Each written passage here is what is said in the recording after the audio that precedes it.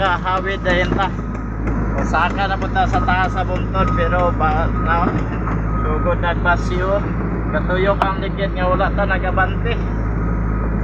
Uy nahihinay lang ta kung dili kaya siyempre gamitan na nato birada sa kamot ya. Iara. Basyo yun. Muna'y nakabintaha pag bako ang imong dala. Kayo mabasyo di nakasaka. Naay kamot makabirada. Iara. Hinahinay lang ta kay.